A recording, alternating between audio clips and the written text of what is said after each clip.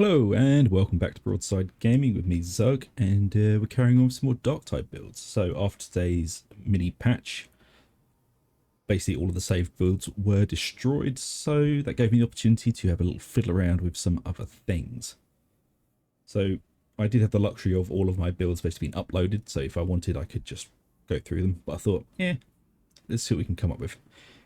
So I wanted to play with the Void Strike staff again, because most of the stuff I've been doing recently has just been all surge staff, and I like the Void Strike, it's fun.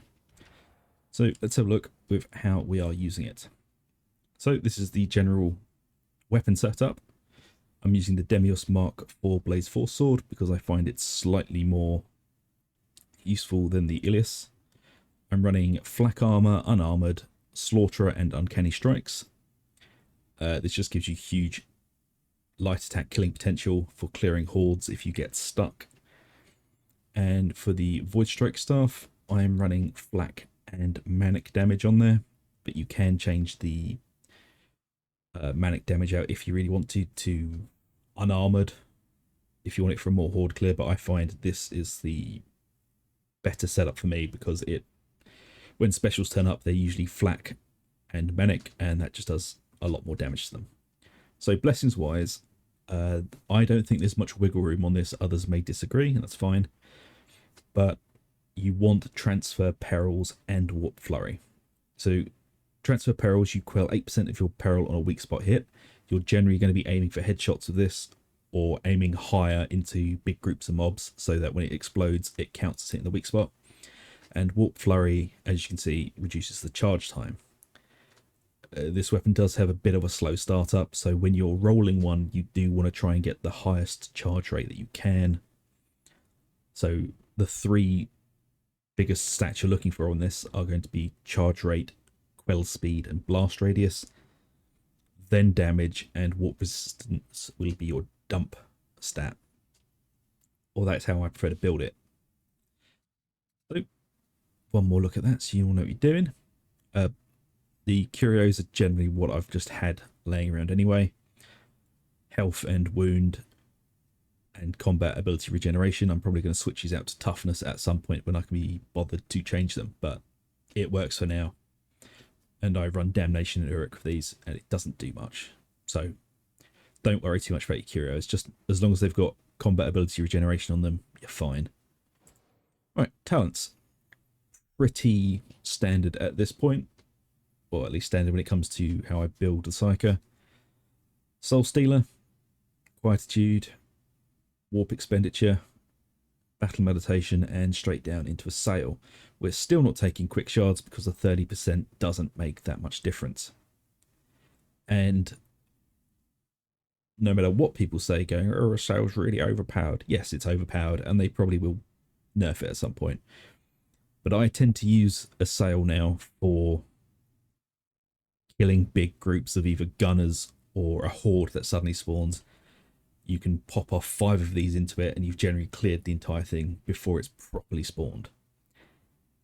And they will regen pretty damn quickly. I honestly don't think you need this point. It's a wasted point in my opinion.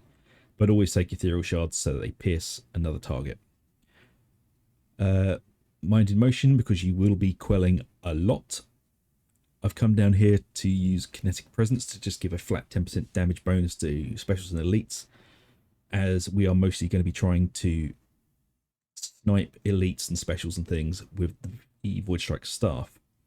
The Void Strike is amazing at clearing hordes, but we're building it to be able to knock out the specials as quickly as we can. One with the Warp, gain toughness, damage reduction of 10 to 30% based on your current peril. It's useful.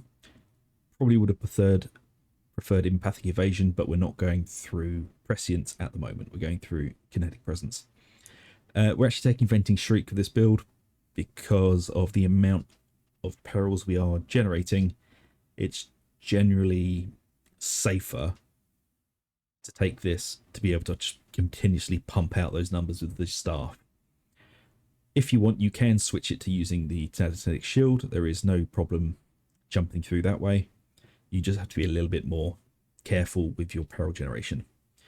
And as always, we're picking up Kinetic Deflection, Warp Rider, and going down here through Puppet Master into Warp Siphon, so that we have 6 charges of it, and it's generally buffing our damage. So you're basically an artillery piece of this. Charge it up, aim for the face,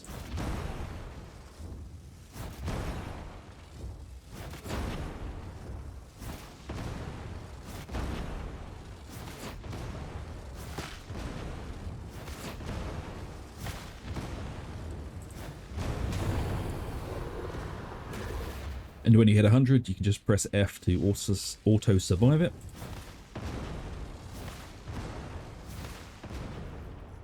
You can't really see it in this because they're actually spaced out quite a bit, but the blast radius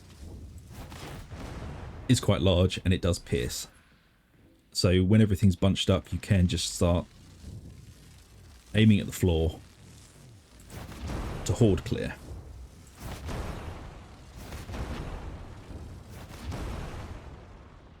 So when everything's closed up and you've got your back against the wall, you can aim at the floor to start clearing hordes quite easily. And at this point, everyone knows what a sail does, but there you go. And as you can see, they're ticking up pretty quickly anyway. I honestly don't think you need that extra ability.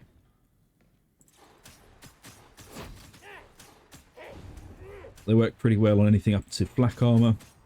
I wouldn't bother trying them on Carapace because you're pretty much flicking frozen peas at a tank there. But there you go. That's the Void Strike build. I've had quite a lot of success with it, and I hope you guys enjoy it. If you do, let me know. If you've got any changes you'd make to it, of course, let me know in the comments. I'll have a look. I'll have a play around, and if they're good, I'll make another video, and I will tag you in it and thank you for it. So there you go. Thanks so much for watching, folks. Please like, subscribe, hit the little bell for notifications. It really does help us out. And if you fancy it, head on over to the members area and join up through that. So until next time, take it easy, and I'll see you later.